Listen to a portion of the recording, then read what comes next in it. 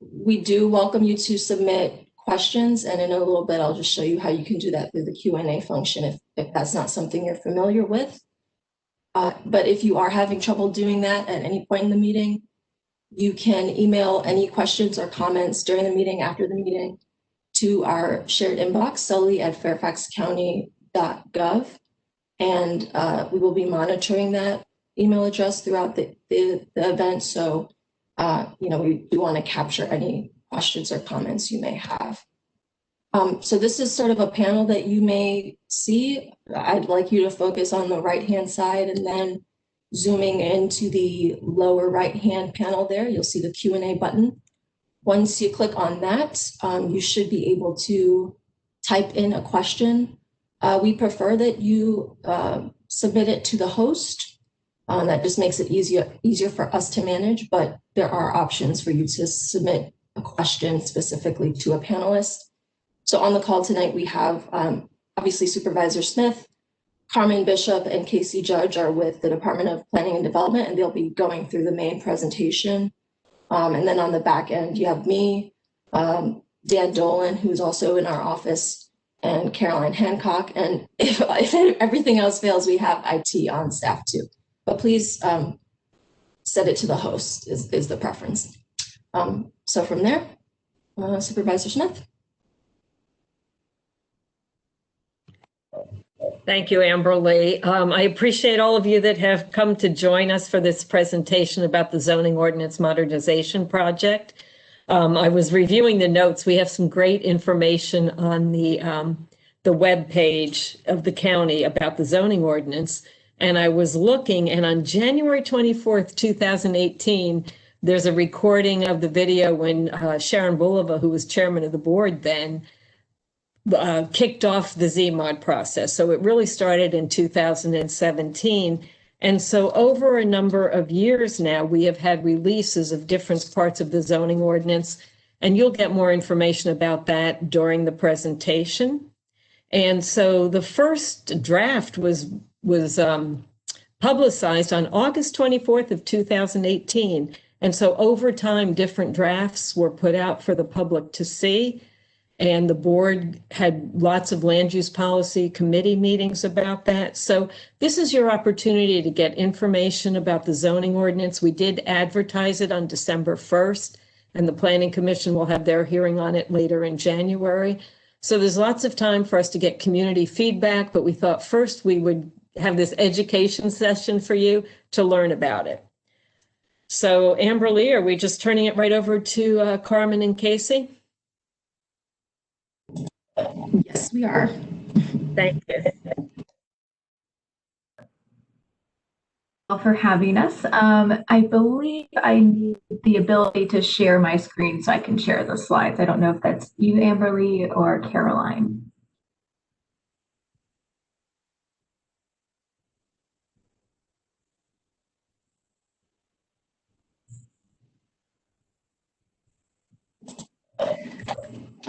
Carmen, I thought that you were going to kick it off, if you don't mind sending it over to Casey. Sorry. Thank you. Casey should be the presenter now. Sorry, there was some technical difficulties. There we go. All right. Can you all, I can't even see my people. Can anybody? I hope you all can hear me. Anyway. Thank you. I'm Carmen Bishop in Zoning Administration, and I'm joined by Casey Judge. And I think that Leslie Johnson, our Zoning Administrator, will be joining us as well. We might be we always have a few little technical glitches at the beginning of these virtual meetings, but they always get sorted out. Thank you for having us. And I have seen that on the participant list that some of you have heard this presentation before. But we'll try to go through a few slides, and then we'll look forward to having the discussion at the end. So we have been working on this project with our consultant, Clary and Associates, and with extensive community feedback for about 3 years now. We had our project kickoff in January of 2018, and we started with some initial background work. And then we turned our attention to modernizing the use regulations portion of the ordinance. And we released several installments, and that resulted in a July 1, 2019 draft of the use regulations portion of the ordinance. And then that draft was endorsed by the board on July 16th of 2019. And then we started to work on the other articles of the ordinance, and we released several installments of those. And then we incorporated feedback that we've been receiving along the way as we put it all together to a consolidated draft that we posted on June 30th of this year. And then since then, Casey and I and Leslie have been on a roadshow of presentations talking to people in all areas of the county. And we incorporated additional changes into a draft that was released November 24th. And so public hearings have been scheduled, and they will be held in January and March of next year. So here you can see a peek at our new ordinance structure. It is a lean 9 articles down from our current 20. And if you have taken a look at our public hearing draft that is posted, you'll see that in terms of size, we have cut it down just about in half. But this does show you how our new structure is. And we, as I said, we released our drafts in installments. So for that Article 4, the use regulations, we had about 4 installments in 2018 and 2019, resulting in that total, that July 1 draft for Article 4. And then after that, we moved on to the Articles 2 and 3, zoning districts and overlay districts, and we released that in August of 2019. And then we moved on to Articles 5, 6, and 7, development standards, parking and loading and signs in October of 2019. And just reading all that, I feel tired about my 2019 year. And then we moved on to our boring stuff, Articles 1, general provisions, and Article 8, administration procedures and enforcement. That is, I will have to say, the best acronym ever. And we did that in March of this year.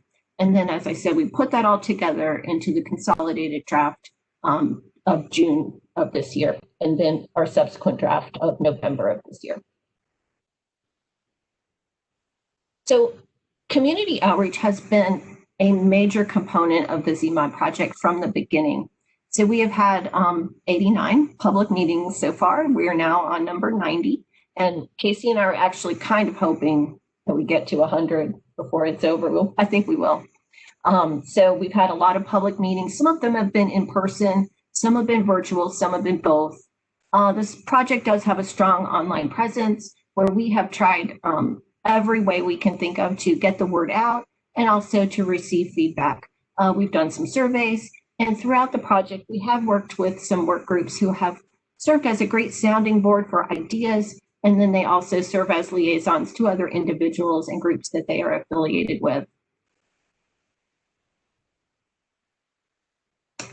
And since we're virtually here with the Sully District, I want to thank you for having us back for this sixth Sully specific meeting. But in addition to the specific meetings, we have had a number of general community meetings and open houses. Some of them were held, that little picture on the slide, that's me and Casey back at the government center. So we've had open houses in various parts of the county as well.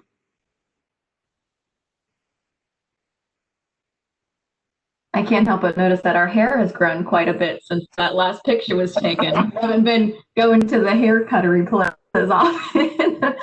So I just wanted to highlight a couple of reasons why we are taking on the zMod project and updating the zoning ordinance. Everybody has their favorite, but we have a top 4 kind of goals that we have had with this project. The first is it is a very unintuitive document. It is located in a bunch of different articles and PDFs, 20 articles, as Carmen had mentioned, all separate PDFs and very difficult to navigate. It's really hard to search function and to figure out where a regulation is located.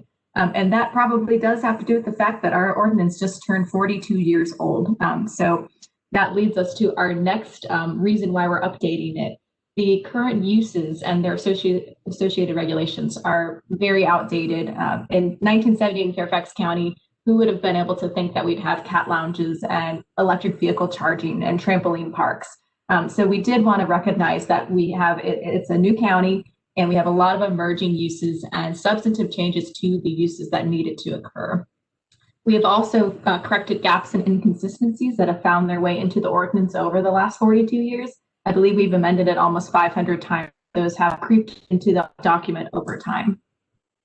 Another big issue with the current ordinance is that it's chock full of legal jargon and antiquated language. You'll see a lot of notwithstandings and heretofores. We wanted to do what we're calling our plain English effort. So update the language so you don't have to read a provision 7 times to figure out where you can put a shed in your backyard. So you'll see a lot of the existing text. It actually hasn't changed substantively. It's just been plain English to them. So it looks a little different, but we're carrying a lot of that text forward into the proposed ordinance. And then last but not least, the ordinance is really difficult to navigate if you need it in a pinch on your cell phone or a tablet. So we do want a new robust platform that you can pull it up on your cell phone, pull it up on your tablet, and be able to use the ordinance. One of the ways that we are making this ordinance more user-friendly and accessible is through tables and graphics. Just an example of one of the tables you'll find in our ordinance where it has taken all the standards from around the different ordinance pieces and put it into one nice handy dandy table that tells you, here's your setbacks, here's the minimum lot width for the R1 district. And it has a corresponding graphic with a little key that shows you where those are measured. So in terms of the modernization of uses, there's a couple of different ways that we are modernizing uses. Some uses are just getting a new name. So like the chapel, temple, synagogue, and other place of worship. We're just going to call that religious assembly. So not a change, no change in permissions, but it does have a new name. Other emerging uses or uses that we want to treat differently, we have called them out and we have new use names and separate new uses. Here's a couple of examples. One, the electric vehicle charging that I mentioned. Outdoor commercial recreation is a big consolidation of a lot of finely grained uses. Data center, stacked townhouse, indoor commercial recreation, which is similar to that consolidation with outdoor, and then goods distribution hub. So another way that we are modernizing the uses is through updating the standards. And here you can see a sample of that. The solar collection system, that's your accessory solar panels that primarily meet your on-site demands. And in order to provide flexibility for those to be added to existing buildings, we have said that roof-mounted solar panels can exceed the maximum building height of the zoning district by up to 5 feet. Food trucks is another example. They have been very popular, especially during the pandemic, I think, but probably always. And we are proposing to expand expand the permissions to allow them to be associated with non-residential uses in residential districts. So this would be like a private school, a community pool, or a religious assembly. They would be subject to the same standards as other food trucks, like the 4-hour limit, time limit, but they would also be subject to a limit of 12 times per year.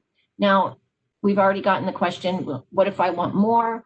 One option for that would be to go back and do what you would have to do now, which is to incorporate the provision for food trucks into the special exception or special permit that these non-residential uses are subject to.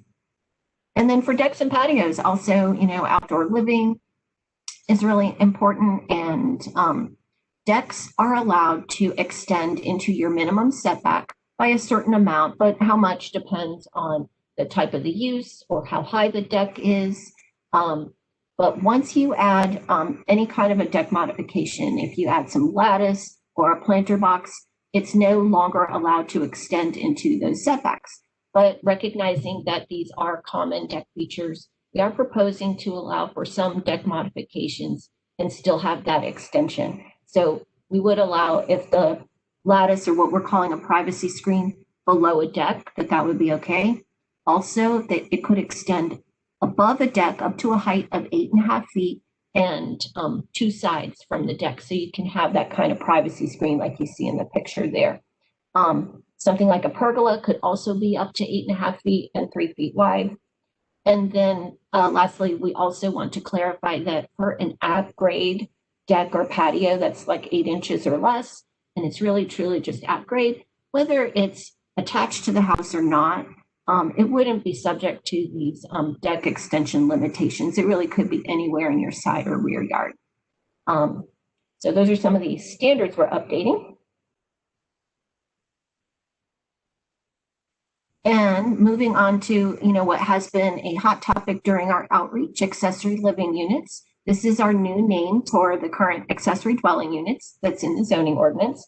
And we have been talking about it, I would say, since April of 2019, when we first debuted some changes to this use. But many of the standards in the current zoning ordinance are being brought forward.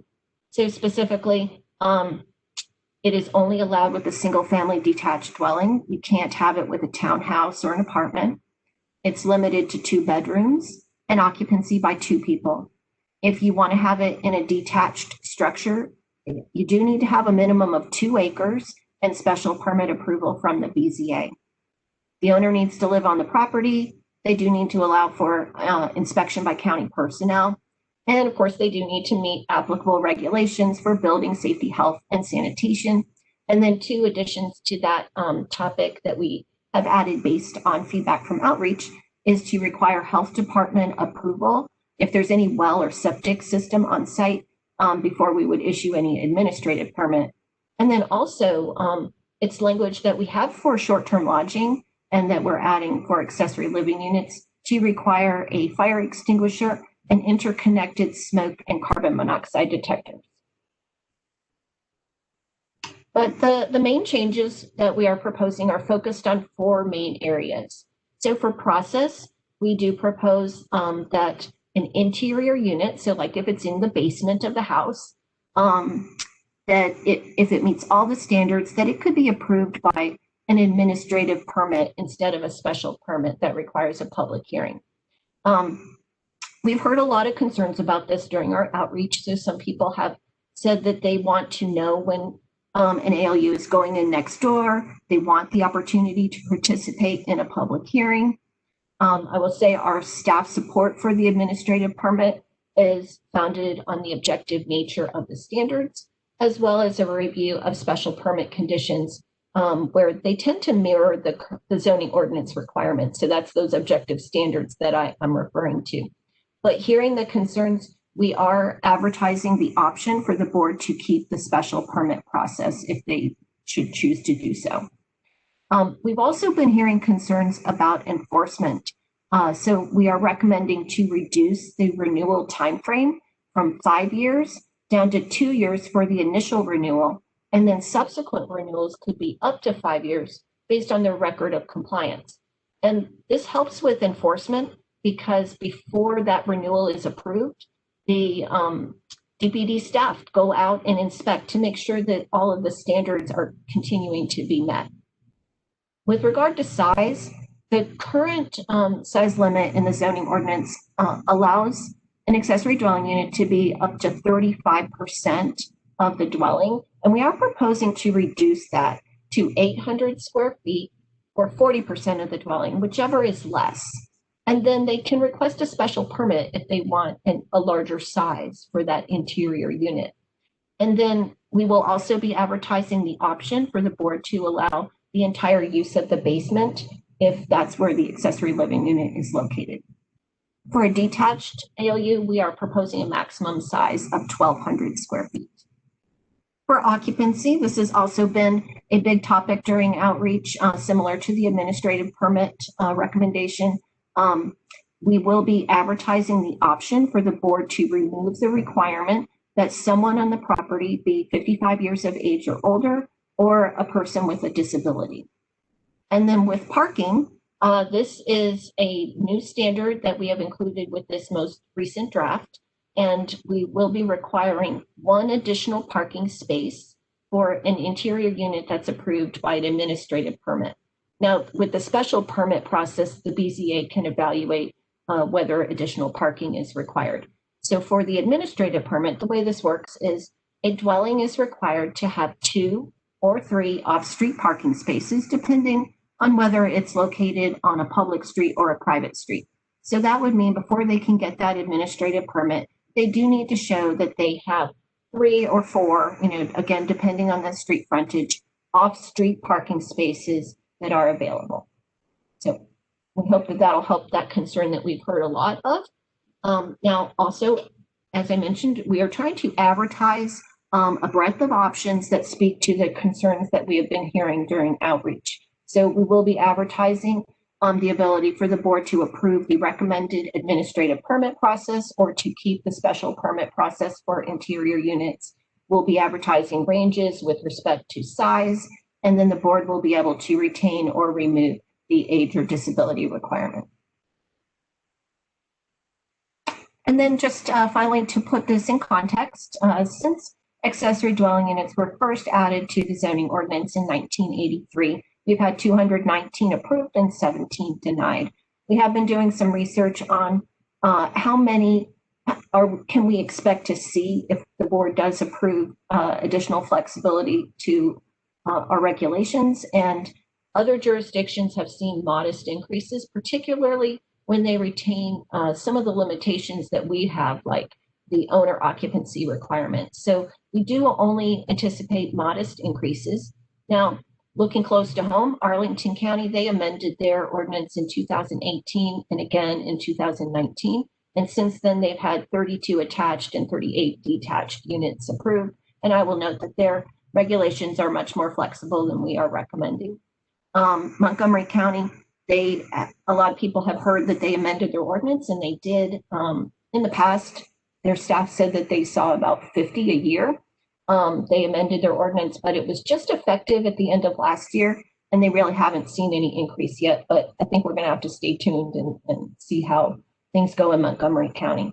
But the point that I really want to make is that with modest increases, this is going to allow us time for monitoring, data collection, which we're already thinking about what data do we need in order to do a careful analysis of trends and impacts, and then we'll be able to consider future amendments. So the zoning ordinance, it is a living document, and it's not just a one and done, you know.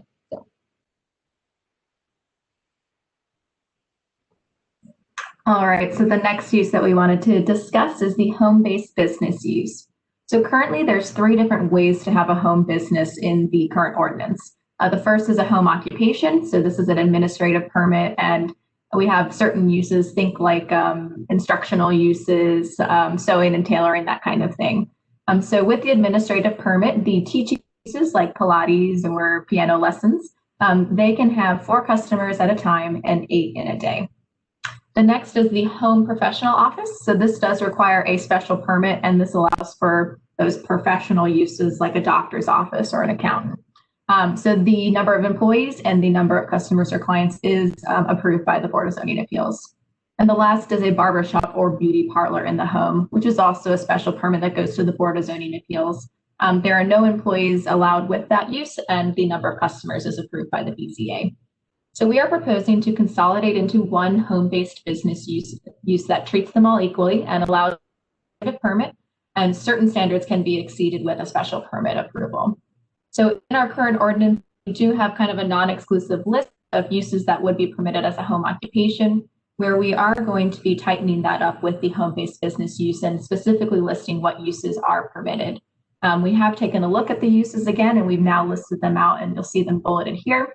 So we've proposed the instructional uses, so like those exercise type classes or language classes, offices, the repair of small household items, so like musical instruments or watches, barbershop or hair salon, but we would not permit nails, facials, massage, any of those associated services, sewing or tailoring, and then retail or the production of handcrafted items, including home-based food production. Those would be permitted, but limited to off-site delivery.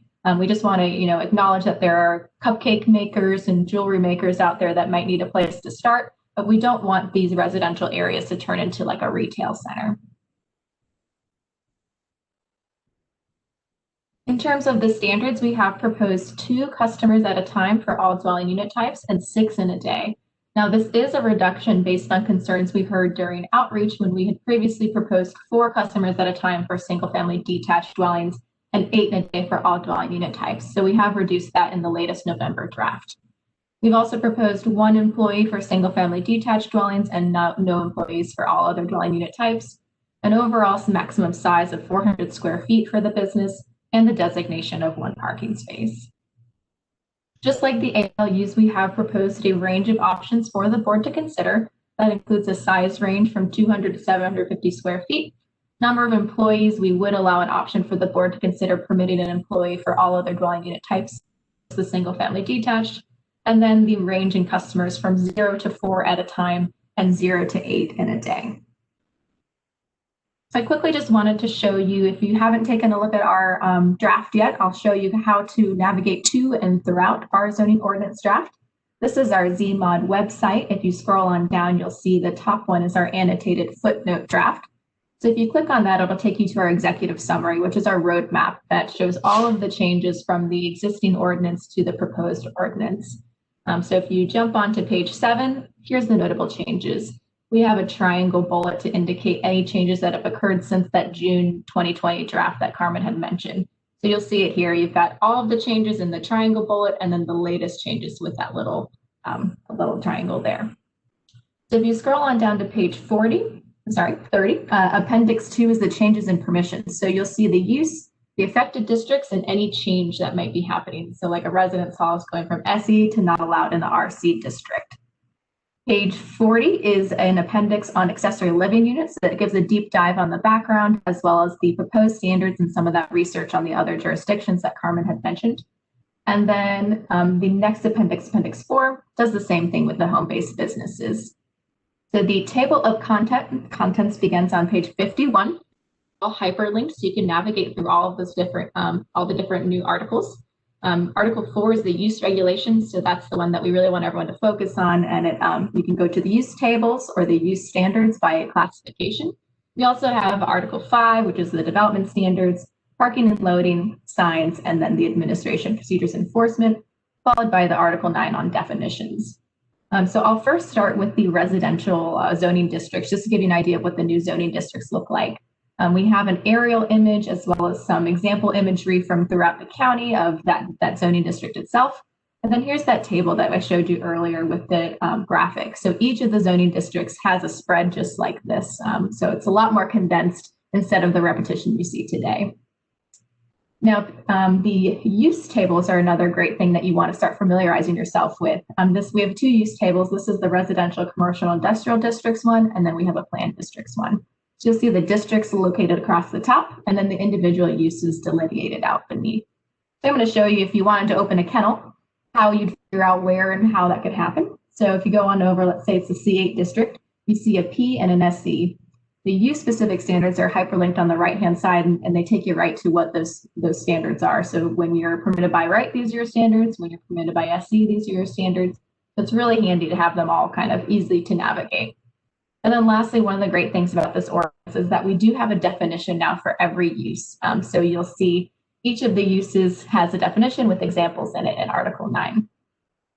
Another way you can navigate is kind of on the sidebar. There's a table of contents you can scroll through and see finer grained levels of detail on each of the subsections. So just to show you a couple of different examples of the graphics and imagery that we have now included, here's some of the extensions. So Carmen had mentioned the decks. We have provided some examples of different features and how you would measure the depth and the height and what a roof deck may look like. And then this is my favorite. Carmen made fun of me for being a zoning geek, but this is my favorite table. Currently, the deck permissions and patios are all over the place, and now it's one-stop shop, and you have this great table that tells you when and how you can have a deck and what the encroachments are. So we do hope you'll take a look, and especially those first 50 pages to get a feel for the changes that we are proposing. So as we have mentioned, our new draft, as you saw, is on our website, so please go check it out. We did get those hearings authorized on December 1st, so we are going to be going forward to the Planning Commission on January 28th and the board on March 9th. We do expect whenever it is adopted that we will have a delayed effective date. This is to get the new ordinance into our online platform, which we're very excited about. It's currently a static PDF, but the new platform is going to have great hyperlinks and search capabilities.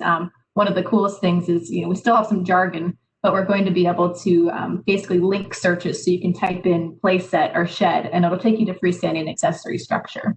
So we are looking to get all of that, get all of our forms updated and our training done. So maybe July 1st if the board does act in March.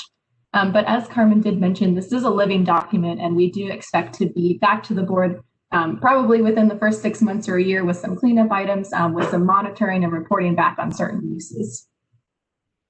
There are many ways to find me and Carmen, so please feel free to use any or all of these avenues. We do have a dedicated DPD zMod comments email address that we check every day. We have our Fairfax County Zoning Facebook page, our website that I just showed you, and then you can always call us as well. So with that, we will have some questions and discussion.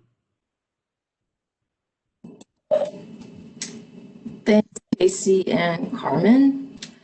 So on the back end, we are looking at Q&A. I think it might be prudent to just address a couple questions as a group with Supervisor Smith.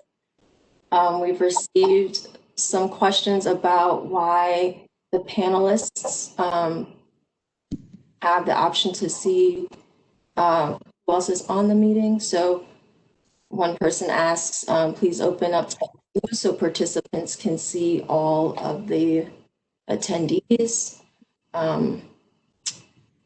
We responded to that so that people know that the program only allows panelists to turn on their cameras. Is the list of attendees hidden tonight for some reason? Also, the real-time chat from the participants, unlike Walter's meeting. The quote, isolation booth format is disconcerting. How can we turn the rest of it back on, or is that forbidden tonight? Another question is the list of attendees. Is it possible to see the list of attendees? So I just wanted Supervisor Smith, I think those are the only questions about the participants list. So if you wanted to address that, Supervisor Smith. Yeah, thank you, Amberly. You know, the purpose of this meeting is to talk about the zoning ordinance, to answer questions to people about the zoning ordinance. And so I've done a lot of these meetings for transportation meetings, and they seem to go really well when the questions were read and then answers could be provided to the questions. And so I understand that some people feel like the most important part of the meeting is to know who's there. I really think that we really want to focus on the zoning ordinance. Carmen and Casey gave a great presentation. And so this is a chance for people to ask their questions, to understand the zoning ordinance, and for us to get to those pieces. So that's the way the format is set up, so that we can hear the questions read and have those questions answered. So everybody will have the full amount of information of what we're talking about and providing. So that's why we have this format. This question is for staff. In the beginning of the meeting, you mentioned the outreach meetings that you guys had done. The question is, good evening. During those 89 meetings, do we know how many people were reached? So that is a good question, and we don't know. I mean, Casey and I have, we recognize certain names from meeting to meeting. So, there's, even though, let's say, I might say, oh, there are 30 people at this meeting, and then there's 30 people at another meeting. We know there's some overlap. But one thing I will just offer as an observation, while I personally don't love the virtual meeting setup, it actually has resulted in more participation. So there have been times where in the past we had like an in-person open house. I think I went to one where we had 4 people that showed up. So maybe the best approach is post-pandemic, we go back to when we had both, where you have the option to come in person, and then we also did Facebook Live so that people could kind of watch it in that format. So anyway, that's just some of my rambling observations, that we have had actually more people participate in the remote format than we did before. But over time, I think we have done a good job on trying to reach a lot of people. And Amberly, if you don't mind, I'm just going to kind of tag on. There was a question that I saw that was about, why haven't you reached out to some of the larger HOAs? We have been to all of the district land use committee groups. We've also been to the Fairfax Federation of Citizens. And, we haven't specifically gone to individual HOAs. We are certainly open to working with anybody. But mostly, I think that some of those have been plugged in either through the Federation or through their district land use committees. You know, the other thing is that I did send an email out to all of the HOAs, probably at least 3 weeks, a month ago. I've lost track of time. So we've worked to do that. We had our public office put out information. So, you know, we're trying from all different formats to get the information out. And I know some of this is neighbor to neighbor, people sharing that information. If you have any other ideas for us to get information out to people, we are open to that. And just to Carmen's point about attendance, we had 38, now 37 people who aren't on the camera who have joined us. And I know that in person, we usually would get like a handful. So unless anyone else to say on that topic, I'd move to the next question.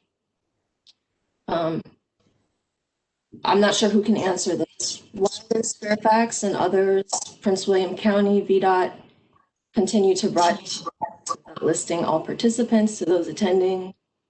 Very suspect to your vote is. I think that was addressed a bit earlier. You know, you know, I'm also going to say, you know, it is interesting when you go to a public meeting and it's a room full of people.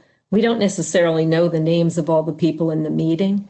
So you know, I understand that some people aren't happy with our format. We really did this to be focused on the zoning ordinance. So I'd like us to get to those questions about the zoning ordinance so we can answer those in the time that we have.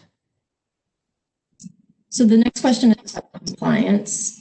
Specifically, what will Fairfax do to monitor compliance? Why is there a proposed limited monitoring of parking, signage, home-based businesses, administrative approvals, etc., but intentionally left up to homeowners to drop a dime on another? So this note, we have not specifically proposed any change in the terms of compliance, and you know, we operate on a complaint basis in Fairfax County. We're a county of almost 1.2 million people, so we can't proactively send out inspectors every single day, but our inspectors are responsive when they do receive a complaint.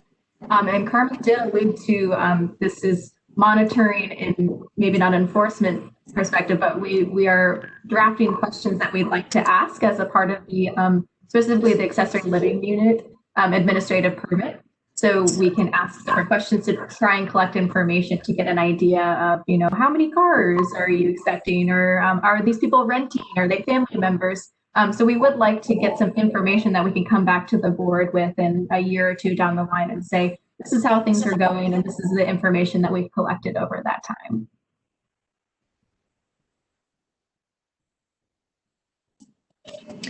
The next question is about home-based businesses and ALUs.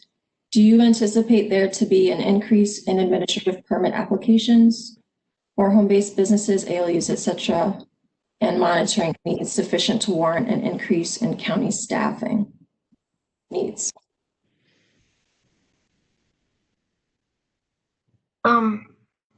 Our estimate right now is that we will not need additional staff at the beginning. Of course, you know, staffing is always reviewed, I guess, on an annual basis. But at this point, we do think that we'll be able to handle everything with our current staffing levels.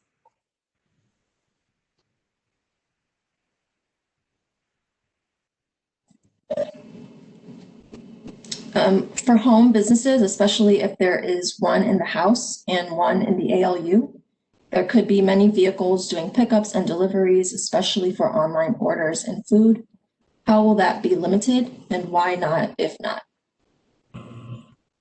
We have included a limitation on the size of vehicles and that can be delivering and distributing to the home-based business. So we have a maximum size limit of 28 feet. So that's your typical FedEx, you know, yes, kind of little box truck. We did not add a number of delivery limitations, especially just recognizing the current nature of the market. I mean, I got a Gap delivery today and an Amazon delivery yesterday. So, you know, these FedEx trucks and UPS trucks are pretty much already out there, and they are making maybe another stop along their route. So we did not want to add a number of delivery limitations.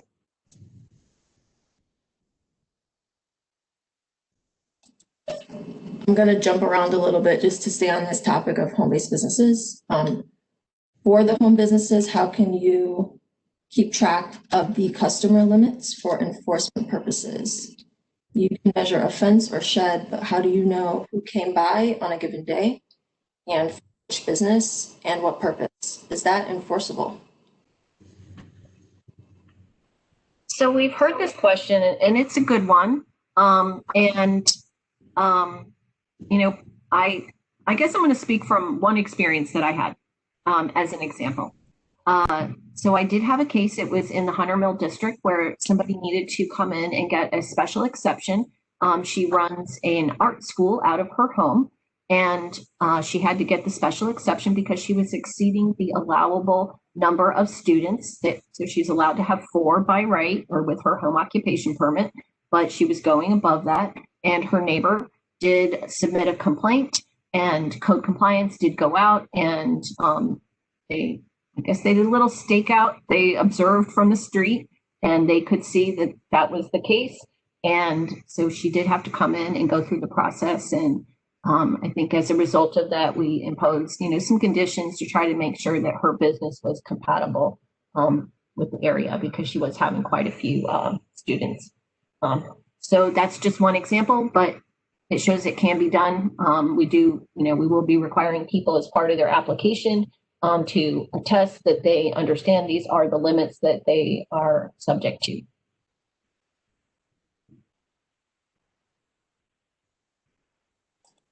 Okay, we do have a lot of questions here, so forgive me.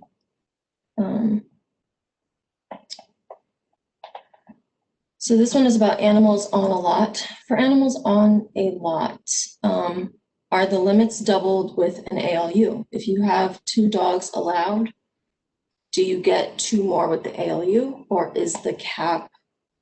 Oh dear, sorry, somebody asked a question. Lost that. So the cap is the same for the lot. As much as we love animals and love dogs, you're still subject to the number of dogs on the lot.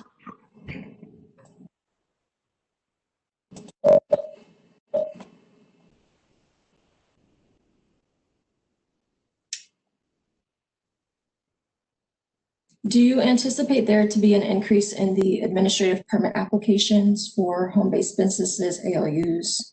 Oh, I already asked that. I'm sorry. And for my colleagues on the back end, if you could just make sure that we're indicating that the questions were answered, be helpful for me.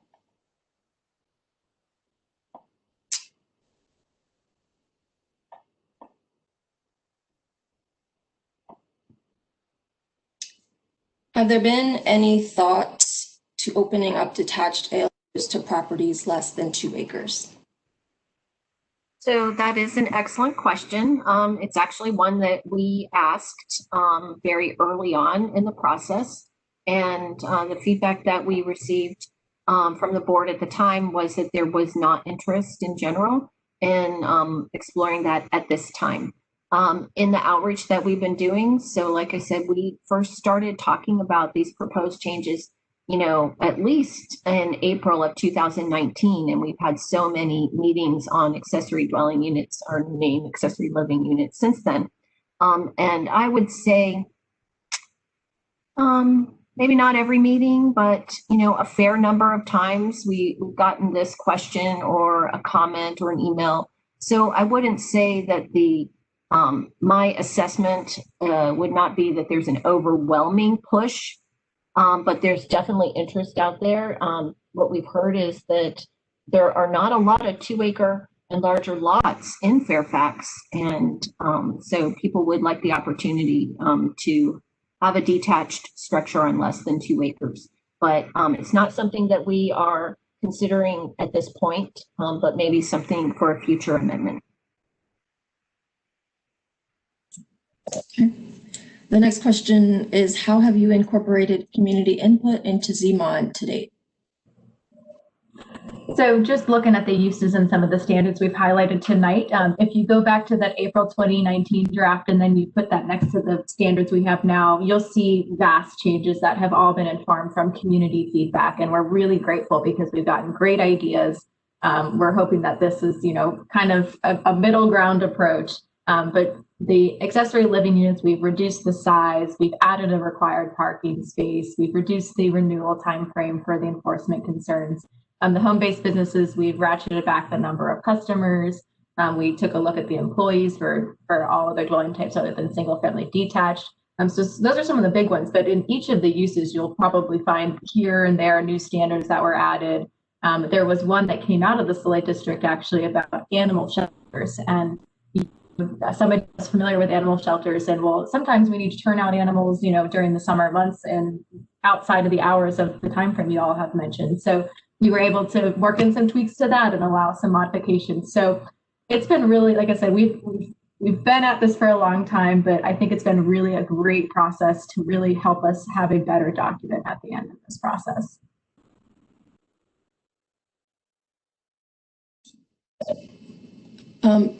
Forgive me if I didn't hear you answer this question. I'm going to ask it again.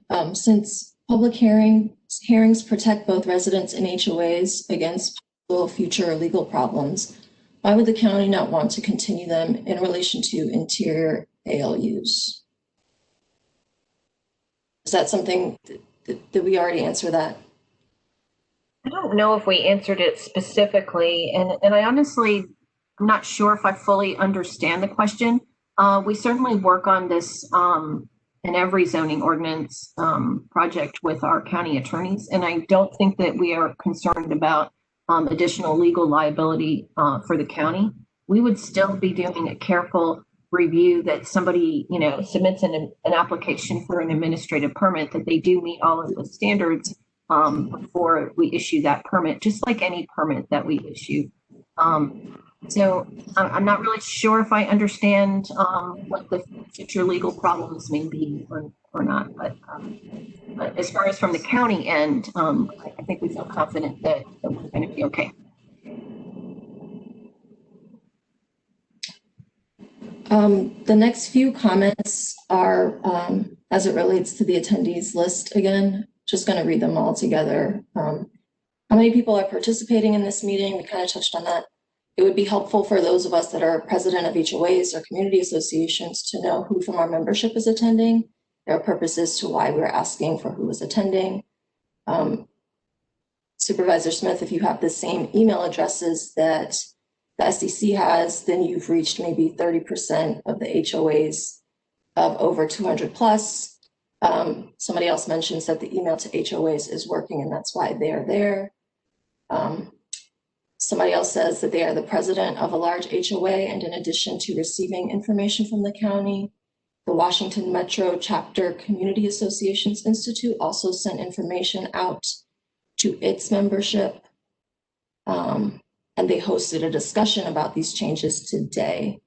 I will also note that I sent an email to some folks, but we also sent it to every HOA list that we have that's managed by Fairfax County. So for every Sully District HOA that we have on file, this notice was sent to them. But just wanted to read those comments because we did have several. So far we have 43 participants, and I know that staff on the back end are keeping a list of the attendees. I don't think it's anything that we would feel possessive of, and we can follow up and share that list with folks too. So I don't know if anybody else had any other comments on that aspect. If not, I'll move on. Let's see. So the next question is about ALUs. If a couple in the ALU has a baby, who gets punished, the landlord or the tenant, and are they evicted? Does the landlord forfeit the apartment? Is there a court case, and what is the punishment? Kind of talked through ALU enforcement, but if there's Sure. Yeah, it's funny. Carmen and I take turns, as you probably have noticed. So I was hoping maybe she would get this one. So this was the fun one, right? So we would be looking at this on a case-by-case basis. The property owner is not typically subject to I believe it's the Fair Housing Act, but the zoning ordinance is. So we would look on it if they do request a reasonable accommodation and allowing a certain amount of time for them to remain in the accessory living unit until they can find another housing option or provision. So we would do it on a case-by-case basis. But I actually do want to add to that this question about a numerical occupancy limit, this is not different from today. We have a 2-person limit for accessory dwelling units now. We also have a 4-person for unrelated persons occupancy limit in dwellings. And to our knowledge, we have not had any legal issues with this question come up at all. So I've seen a lot of emails about it, and I just think that it's not something, that we should be focused on terribly. But if it comes up, we will certainly review it with the county attorneys.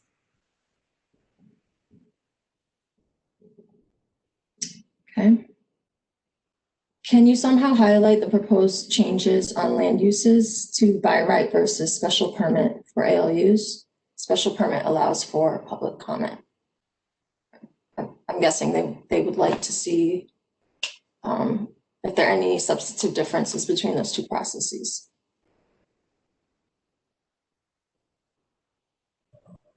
What does that mean? I guess, do I have to do this one too? No, I don't mind. I don't mind. So the difference between the administrative permit and the special permit, in terms of the administrative permit, it'd be something that you would submit to us across the counter. We would do a review. We would have, requirements that you'd have to provide us, like a floor plan. You'd have to show us where that parking space is, but it would be an internal review with the Department of Planning and Development staff. So once that review is complete, we would either issue or not issue that administrative permit. The zoning administrator does have the ability to revoke that administrative permit if certain conditions aren't being met. And we have talked about the enforcement mechanisms. Now, the special permit is a legislative process. It does go through, it's assigned to a staff coordinator. They review the proposal, they write a staff report, and then it goes to the Board of Zoning Appeals for a public hearing. So then once it's issued, same kind of process. There's a renewal process where inspectors go out, just like with the administrative permit, how that would be. So similar after the approval, but it's getting to the approval that really differs. And I'm going to tag on to this one too and say that if it's not up now, it'll probably be up by tomorrow. We have an updated frequently asked questions for the accessory living units. And then we also put together one for the home-based business. And then both of those, after you get past some of the questions, we have a table that compares the existing standards with the proposed standards. And then, so it kind of also will detail out, some of the differences, like for the home-based business, it'll detail out what do you get if you have the administrative permit and what are the standards for the special permit. So we hope that that'll be really helpful to everyone. The next comment, I'm not entirely sure what the person is referring to, but the person suggests random checks on larger projects or complex projects that are known for non-compliance cases. I'm guessing that may be businesses related, but that's a suggestion. And so the person who asked the question, if you want to expound upon that in the Q&A, we can get to that later. Another person writes, sorry if I missed this earlier, but if the governing documents of an HOA preclude home-based businesses and accessory living units, do these changes, oh dear, sorry. Do these changes, went away.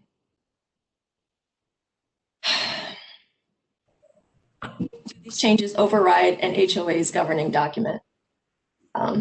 So again, if it's in the HOA's documents, does that override the county's? Yeah, another great question that we have heard. So the zoning ordinance is a law, and it is applicable across the county. Your HOA can have more restrictive standards, and they would be enforced privately by the HOA.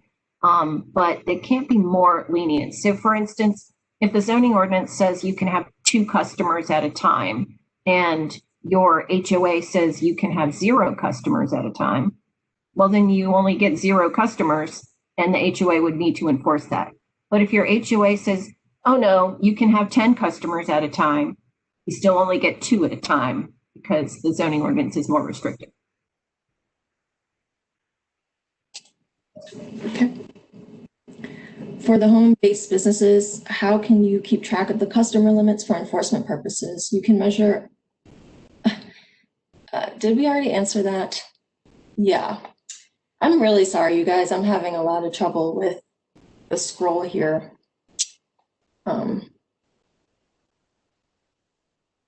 So when we apply for home daycare, zoning is a major hurdle that we have to go through. Now, with many people working from home and businesses, the traffic in my neighborhood is heavy.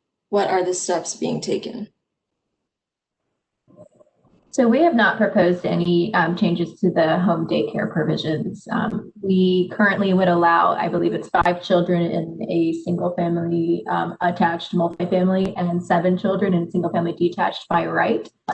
Anything above that would need the special permit approval from the Board of Zoning Appeals, but no changes have been made to those provisions or permissions. The next question, with all the concerns about parking and traffic, wouldn't it make sense to encourage detached units in walkable neighborhoods closer to transit?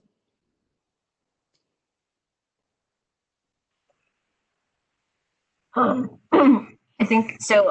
I'm going to assume that the question or the suggestion is to allow detached accessory living units near transit, perhaps. I would assume, based on Yeah. our conversation. Okay, so yeah, that would just, I guess I don't have anything more to say other than, that's a suggestion for the board. Okay.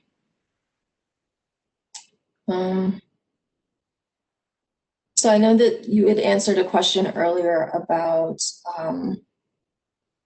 legal protections for HOAs, but the person kind of followed up. I don't mean the standard answer that legal issues are between the resident and the HOA. I mean, why would the county not want to protect its residents and its stable communities when it has the opportunity? I think there's some,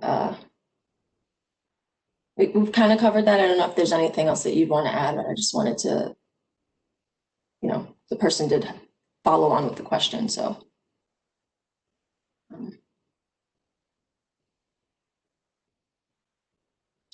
The next question is, have you done outreach to underserved communities or organizations that serve them? Seems in their interest to have more access to moderating priced rentals that ALUs could provide. And I'll let Carmen jump in if she has any recollection of a group that was specifically for underserved communities. Our main target has been, we've done general and then we've gone to we've been focusing on the land use groups. So we've been open to everybody who can participate in trying to get, input from people of all different areas. Yeah, I guess I would agree that I don't think we've done anything extra for certain underserved communities. We did have we had a video up about our consolidated draft that walked through the draft and the proposed changes, and we did get that translated into Spanish, which I know that's not much, but otherwise, we definitely want to hear from everyone.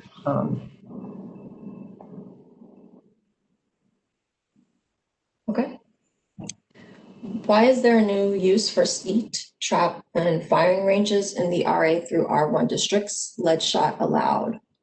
The Chesapeake Bay watershed is all over the place. Lead is harmful to the environment. Plus, this encourages more guns in residential neighborhoods. So I will have to, I'm trying to pull up my doc right now. My understanding is that's not a new use. Yeah, I think we changed that. The but I just wanted to confirm because I believe we've just consolidated that into the outdoor commercial recreation use. One of the many consolidations we have done. But when you look at the standards, we've carried forward the limitations via the use standards.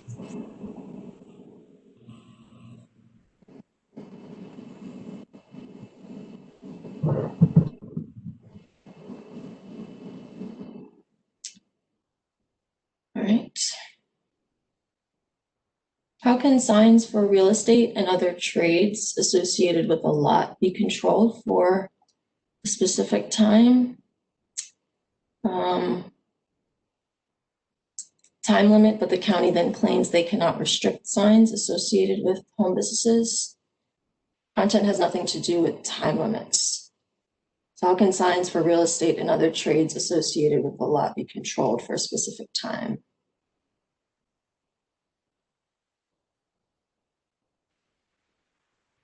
So I apologize. I might have missed some of that, and there's so many. It's hard to find them. Find it Yeah, it's towards the end at 7:53 p.m. But I'll start talking while I'm scrolling. So for signage, we did get a question from the board at our last visit with the Ladies Policy Committee about signs and could there be some time limits? And we got this very question. And so we have been consulting with the county attorneys and so forth. And really what it comes down to is any residential lot is allowed to have a yard sign, and there's no permitting process in place for that. So this lets you put out your little sign that says it's a campaign sign. It's a my kid is graduating from high school sign. It's whatever you want it to say. I like the Washington Nationals sign. So all of those signs that are very typical in your residential neighborhood are allowed as yard signs. And so we're not allowed to read the message, whether you like the Orioles or the Nationals, we can't read the message and decide if it's okay, which means what if I put on there that, I've got my little planning consulting business on my yard sign? That's the problem. So, it's kind of where we're left with. That's why, we wanted to clarify actually that it's both correcting an inconsistency in the current ordinance and clarifying that for a home-based business, they don't ask for anything more. You don't get any more signage. All you get is whatever yard sign you can have anyway. And this would be more limiting. Mr. Hart's in there. This would be more limiting than currently, where I believe the BZA does allow larger signs for certain like home professional offices.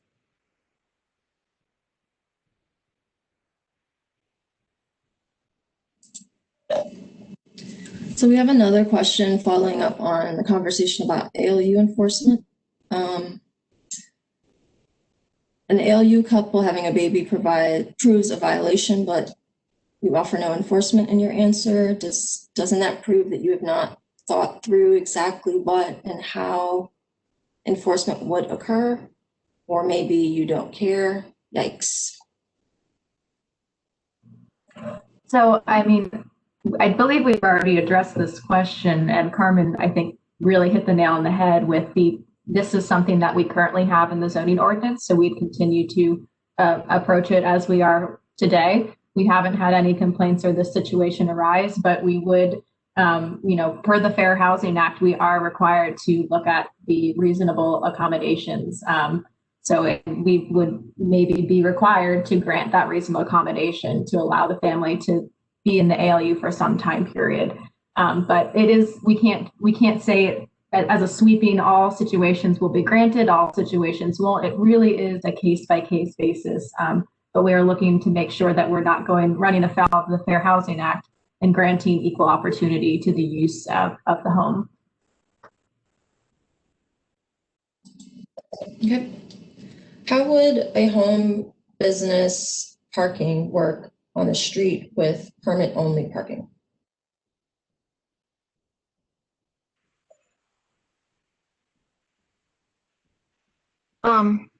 So for the home-based business, they would be required to show that they can designate the availability of a parking space. And so this is something that, we look at in the context of like a home childcare currently. We're, looking to see where they're going to be able to, have parking for their business. So it doesn't have to be like in your driveway, but it needs to be a space that you can reserve for this purpose for your customers. So maybe you have, maybe you're in a townhouse and you have an assigned parking space, or an apartment and you have an assigned parking space. That works, but you're not going to be able to use street parking because it needs to be like on the private property, on the lot. It can't be, public parking.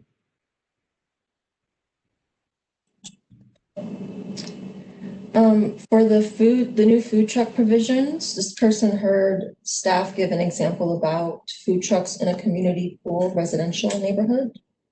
Will food trucks be able to drive down any residential neighborhood and park for 4 hours up to 12 times a year?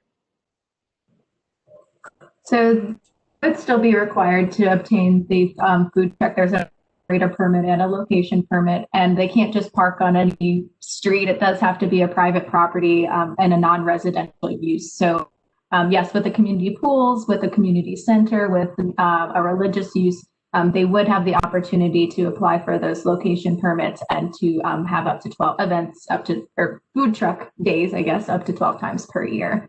Actually, it's been interesting with the food trucks because we've been getting a lot of comments to try and push that even further and allow more opportunities for food trucks, but we're trying to strike a balance, recognizing that these are still residential areas, but that maybe a limitation could be added for the non-residential uses in residential areas.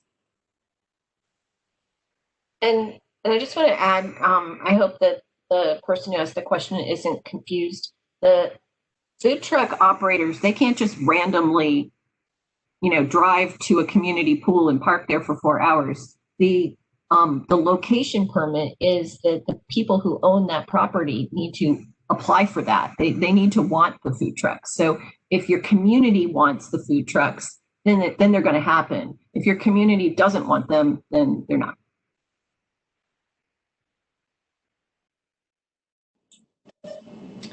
This question is for Supervisor Smith. What are the top concerns you are hearing in the community? I take it we're talking about with the zMod process. I think that I'm not really hearing from that many people, but the top issues are the ones where there's changes or perceived changes, the ALUs, questions about the home businesses. And I think that's one of the reasons we wanted to ensure that we had this meeting so people could understand where there was change and where things are the same.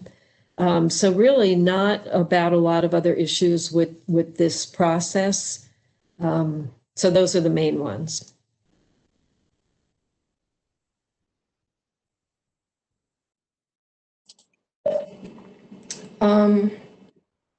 Two separate questions related to ALUs. One for clarifying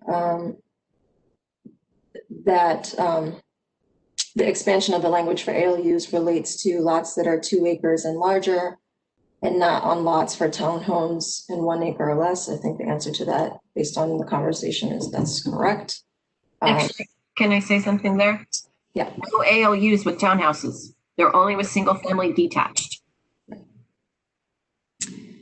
And the next, do ALUs have to pass a building inspection before approval to ensure safety?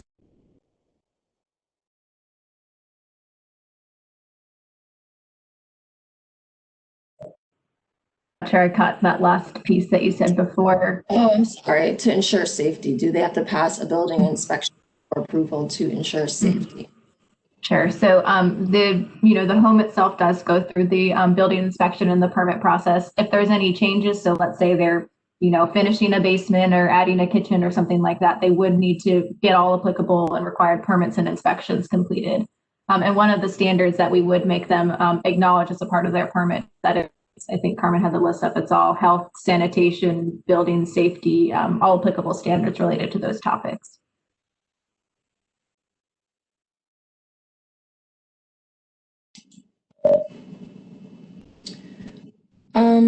This comment is about just the process for zMod. If there's, this person mentions in the Clarion Group, Don Elliott's own words, if there is significant residential opposition to where we wind up with zMod, this won't get done. That's a quote from this person. So how is zMod adoption being measured among the residential communities? So I think that has a little bit to do with, you know, the community outreach, how that's being dealt with by you all, if you could speak to that. So, well, I want to say we really do appreciate that people are taking time out of their evening, you know, to sign on to this meeting. That means a lot. That makes Casey and I feel important. And I think that's great. And as Casey mentioned earlier, the draft is so much better because of the input that we have gotten. We have made so many changes and things that, you know, as staff, maybe we wouldn't have thought of. So I do want to, you know, thank everyone for their participation. And there's some folks who have been really paying attention the whole way, you know, all 3 years. So it's been really great. Now, I maybe lost my train of thought on what was I going to say. Oh, okay. Don Elliott saying that it won't get done, and how are we responsive to that? I think that overall, we're in a pretty good place because in our 600 plus pages, most people are really worried about maybe 10 of them, maybe less. So we're doing well, honestly. Now, of those, you know, topics that are of grave concern, what our approach has been is to listen to what are the concerns that we haven't been able to get everybody, you know, on page with. So we've advertised some options. People can keep discussing where do we need to end up at this point in 2021 for Fairfax County, where do we need to be? And so I hope that with those advertised options, you know, we'll end up in the right place. So. I want to add to that. I appreciate Carmen's answer because that's been really the great part to see about this process. It's not like staff has worked on this and it has to be this one way. It is really about learning, working with the community. And I think the ranges are a really important part for the board and the planning commission to get feedback from the community. And so I think that's a strong part of the process too. And those are the things that the public should pay attention to when you talk about square footage or how many people should come. I mean, when we started the part about how many people should come for a business, and then there's feedback. So there have been changes over time, and there's still decisions that will be made as we go through this process. There are a couple other questions as it relates to signage, and I know we've been talking about them in relation to the home-based businesses, but it might be helpful to talk about the process that we went through with our sign ordinance to address a couple of these. Someone makes a comment that 12 square feet of signage sounds like a lot of signage, and that according to the logic that we've laid out, that the county require real estate agents and trades to remove their signs 14 days after a house is sold or remodeling was completed. So why can't those yard signs be regulated? The other signs mentioned are understood to be temporary. So if anyone wants to take a stab at sort of how we regulate signs or what we went through there. I'm going to see, I know Leslie's calling through. I don't know if she'd like to weigh in. Carmen and I were in the zMod trenches during the sign ordinance amendment, so she might be able to give a little bit more background as to how they landed on that through the sign ordinance amendment process that happened, I believe, in 2019. Leslie, are you there? She was on earlier. We must have lost her. Yeah, I was trying to look for her as well because you guys know a lot more than we do. Yes. I know that it was all, you know, worked out through that separate amendment process. And so then as part of zMod, we actually haven't been we haven't made any additional changes because they were just made and really hashed out. So we might have to get back to you. Yeah, let's table that. Let's see.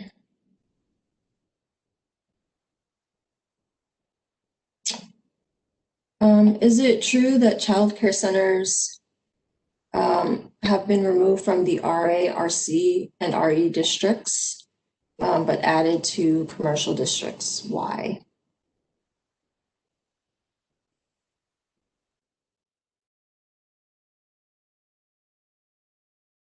Sorry, we have not memorized all of the permission changes yet. Maybe one day soon. I just want to double check. So it looks like we have changed it from a special exception to not allowed in the RE district. But the child care centers are permitted in the RA and RC, or not permitted today in the RA and RC districts. So it's not a change there.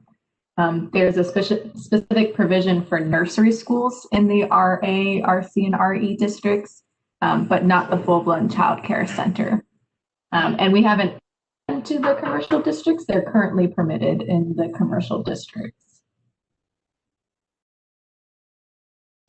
Thank you. Is Fairfax County zoning going to allow tiny house on wheels, THOWs? I'm sorry, could you read the last part again? Yeah, is Fairfax County zoning going to allow THOWs, tiny house on wheels? Oh, okay. Well, no.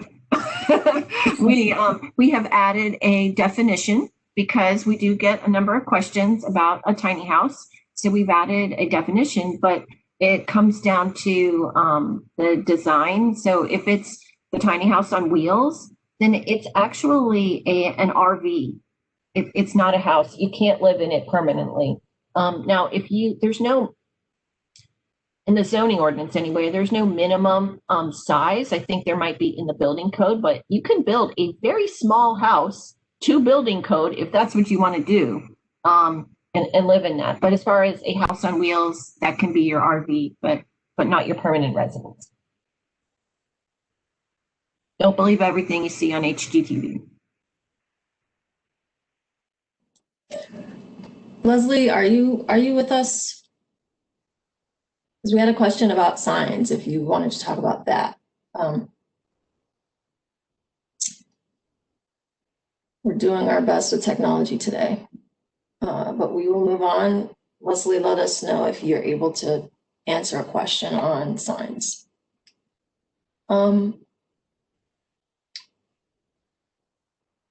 The next question. Are each of the district supervisors going to host sessions such as this, or is this session intended to be countywide and supported by the other supervisors?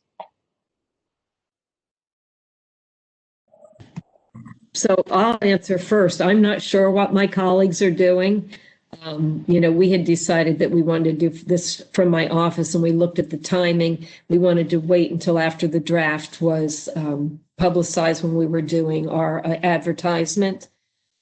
I know Supervisor Alcorn had one. I don't know if Carmen or Casey might know if any others have been scheduled. I don't know that answer. So we have been contacted by Braddock. I think they would like to schedule one, and also Mason District is interested in scheduling one. But we are definitely interested in continuing our public outreach, throughout the process. So if you have questions or you have a group you want us to meet with, just let us know. And I think Providence did it a while ago, a few weeks. They actually did it first. Okay.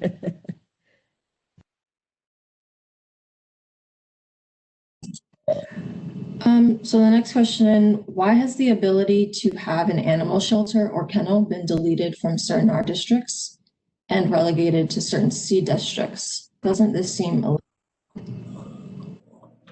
So we have not removed it from the R districts where it's currently permitted today. It is permitted by special exception in the RA, RC, RE, and R1 districts. So we have brought that forward. The main change with the animal shelters and the kennels is looking at allowing a special exception option in the commercial districts for outdoor facilities. So that's the change, but the permissions are brought forward.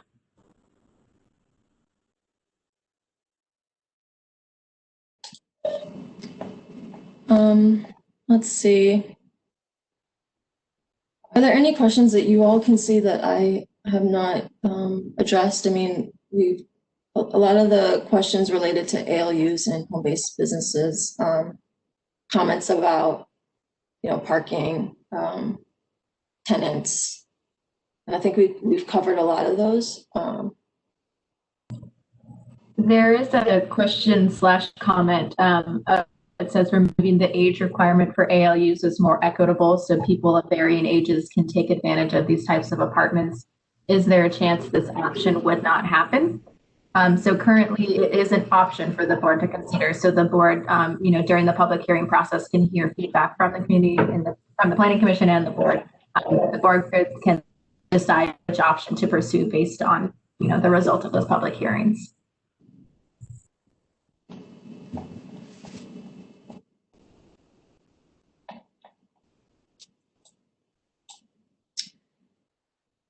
We just got another question. Regarding FAR, why is open water on a parcel counted, but basements are not? Not sure. I think this might relate to certain development proposals that try to use underground levels as a to get some FAR. I don't think there's any changes related to that in the zoning ordinance, to the modernization project. Talk to that. Yeah, you're right, Amberly. We have not proposed any changes to floor area ratio. We haven't changed the what's allowed for each district. We haven't changed how it's calculated either. So, and what this comment is saying, and it's correct in that a basement that's mostly below grade, it is not counted towards FAR, but then although I always think this is a little confusing, our definitions of basement and cellar, but a cellar, which is more of its above grade, does count. So, certainly in large projects, they go through the math and, sometimes I imagine they use that to their advantage. But I don't understand the part of the question about water. Floor area ratio is has to do with an enclosed building. So it's measured from the inside of the exterior walls. And there's a specific definition about what does and what doesn't count. But outside areas like a stormwater pond is not counted as FAR.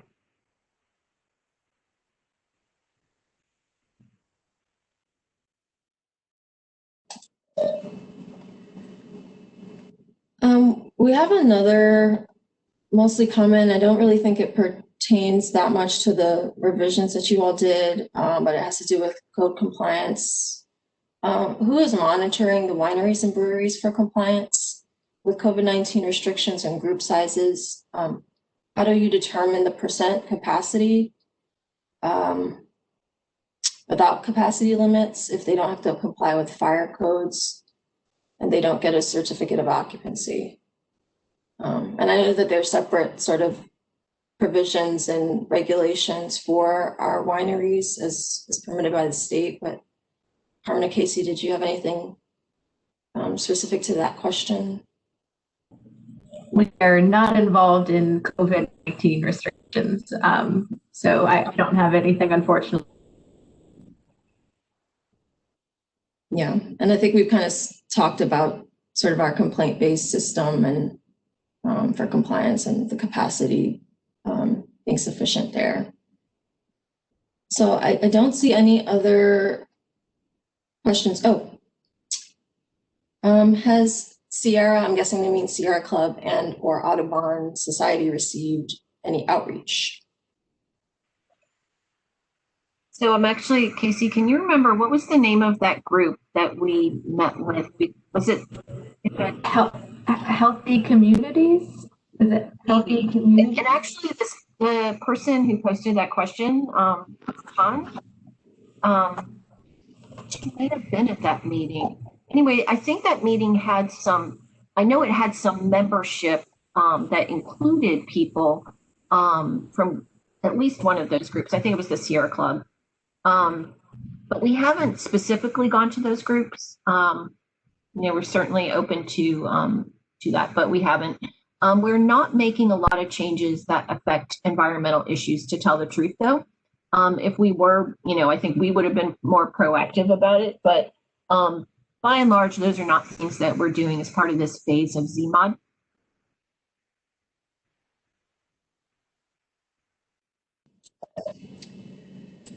So we're almost at 8:30. I didn't know if there were any sort of final remarks from anybody on the call.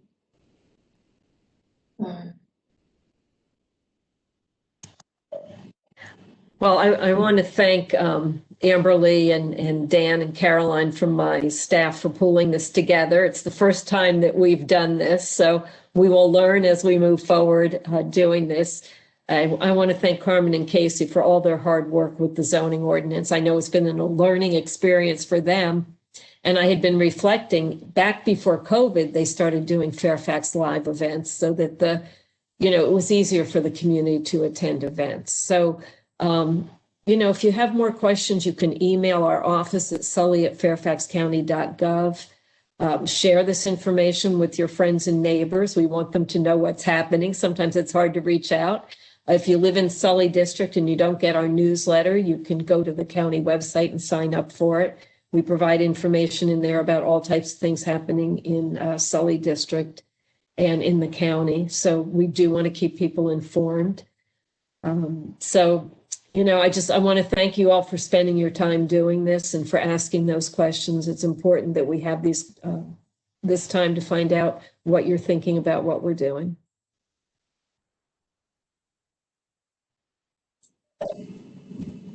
Well, thanks. I will say, Kathy, while you were closing up, we had a couple other questions, and I think they may need a response from staff later on, because I'm really not sure what they mean.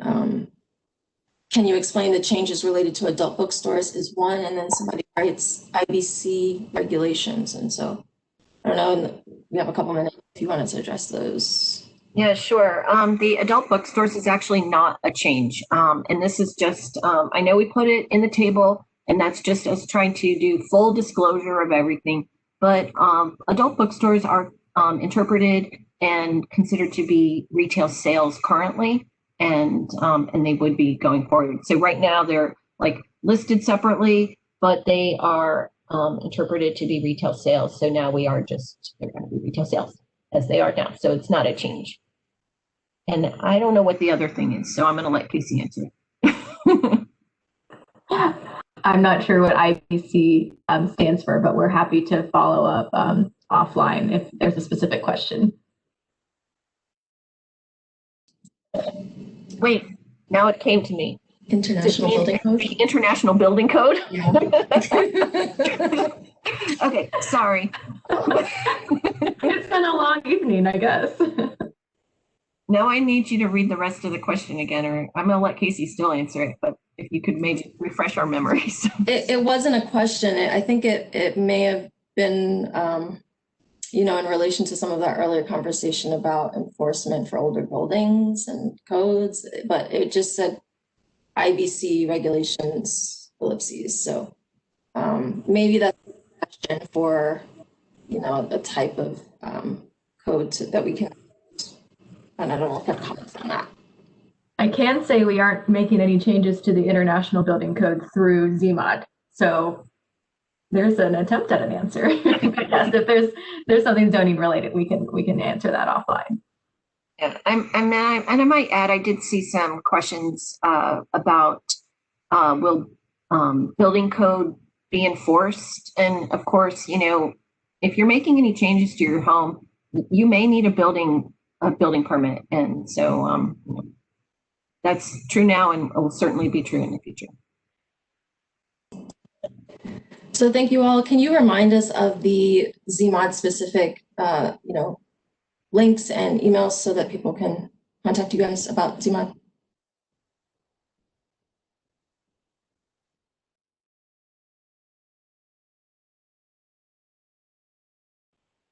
So hopefully you guys can see the screen, but it's the DPD zMod comments at Fairfax is our email address, right to me and Carmen. And there's our link online to view all of the documents, and then our phone number. We're still accepting calls even virtually. So any of those ways are great ways to contact us. Well, great. With that, we will stop recording. Good night to everybody, and thank you all for participating tonight. Thank you.